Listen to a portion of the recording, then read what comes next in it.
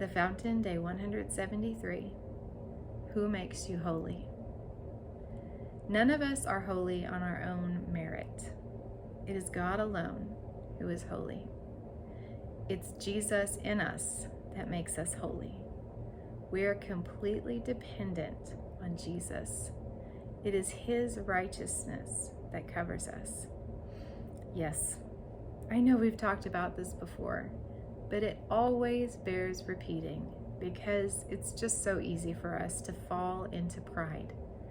It's shocking how easily we forget our struggles with the sin that so easily entangles, and suddenly we feel like we're the most holy person ever. The road from forgiveness to haughtiness is very short. This leads me to these verses.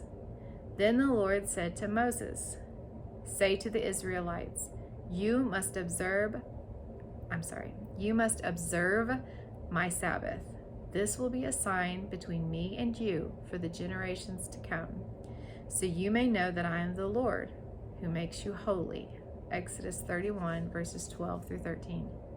Here we are told that we observe the Sabbath as a sign that we know He is the Lord. It's so interesting to me that He desires our rest as a sign that we know Him.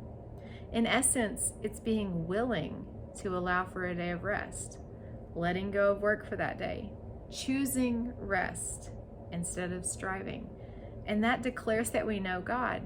That's amazing. Only a truly loving God would weave rest into our weekly schedule and somehow make it an acknowledgement of our relationship with Him. You see, when we choose rest, we choose to acknowledge that we have no power on our own. All power, authority, and wisdom come from Him. It's not observing the Sabbath that makes us holy. It's God who makes us holy. It's not behavior of our own that makes us holy. It's the one we serve who makes us holy. This is why the Bible makes sure we know that we don't get to heaven based on works. And why does it say works don't get us there? Lest we boast. You see, God knows just how easy it is for us to get the big head. All of the gospel leads us to the fact that we are fully dependent upon God. I am the vine, you are the branches. If you remain in me, and I in you, you will bear much fruit. Apart from me, you can do nothing. John 15, verse 5. The scripture doesn't say, apart from me, you can do some things. No.